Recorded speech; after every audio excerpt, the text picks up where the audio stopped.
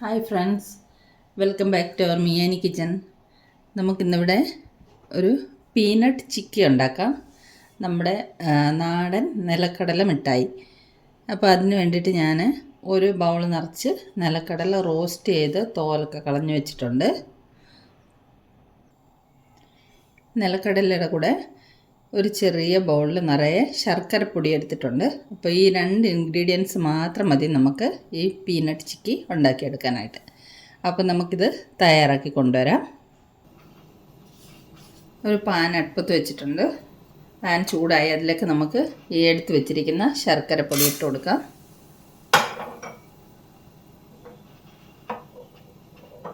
നല്ലതുപോലെ ഇളക്കി കൊടുക്കാം. ഇതിലേക്ക് നമുക്കൊരു 2 സ്പൂണ് വെള്ളം ഒഴിച്ചു കൊടുക്കാം. 2 സ്പൂണ് മതി, അത്ര മതി. ഇനി നമുക്കിതൊന്ന് ഇളക്കി അലിയിച്ചെടുക്കാം.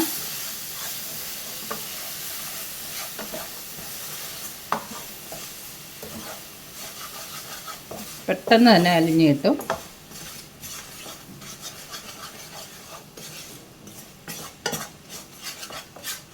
ഈ ശർക്കരപ്പൊടി നല്ല ക്ലീൻ ആയതുകൊണ്ട് ഇത് നമുക്ക് പിന്നെ ഉരുക്കി അരിച്ചെടുക്കേണ്ട ആവശ്യമൊന്നുമില്ല, ഡയറക്റ്റ് തന്നെ ചെയ്തെടുക്കാം. അപ്പോൾ ഇത് നല്ലതുപോലെ മെൽട്ടായി ഒന്ന് കുറുക്കിയെടുക്കണം. കുറുകി വരട്ടെ. ശർക്കര നല്ലതുപോലെ കുറുകി വന്നിട്ടുണ്ട്. നമുക്ക് കുറച്ച് വെള്ളം എടുത്തിട്ട് അതിലേക്ക് ഒരു ഡ്രോപ്പ് ഒഴിച്ചു കൊടുക്കാം. ഇതിൻ്റെ പാകം ശരിയായെന്ന് നോക്കാൻ വേണ്ടിയിട്ടാണ്. ഇത് കണ്ടോ, ഇതുപോലെ കല്ല് പോലെ ഇളകി വരുവാണെങ്കിൽ റെഡി ആയിട്ടുണ്ടെന്നാണ്. അപ്പോൾ ഈ പാകം മതി. നമുക്കിനി ഇത് തീ ഓഫ് ചെയ്യാം.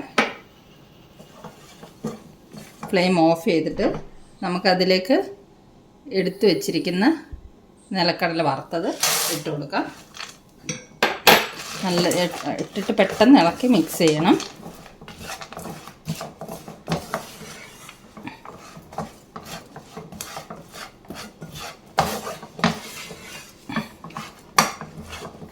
ഇത് മിക്സ് ആയിട്ടുണ്ട്. നിലക്കടല ശർക്കരയിലേക്ക് ഇട്ടിട്ട് നല്ലതുപോലെ മിക്സ് ചെയ്തിട്ടുണ്ട്. ഇനി നമ്മൾ ഫ്ലെയിമൊക്കെ ഓഫ് ചെയ്തു. ഇനി നമുക്കിതൊരു പ്ലേറ്റിലേക്ക് മാറ്റാം.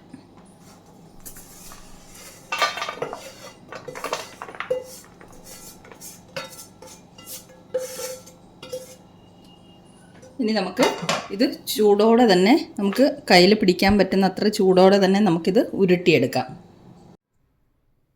നമ്മുടെ കപ്പലണ്ടി മിഠായിയെല്ലാം നമ്മൾ ഇതുപോലെ ഉരുട്ടിയെടുത്ത് നല്ല ഷേപ്പിലാക്കി വെച്ചിട്ടുണ്ട്.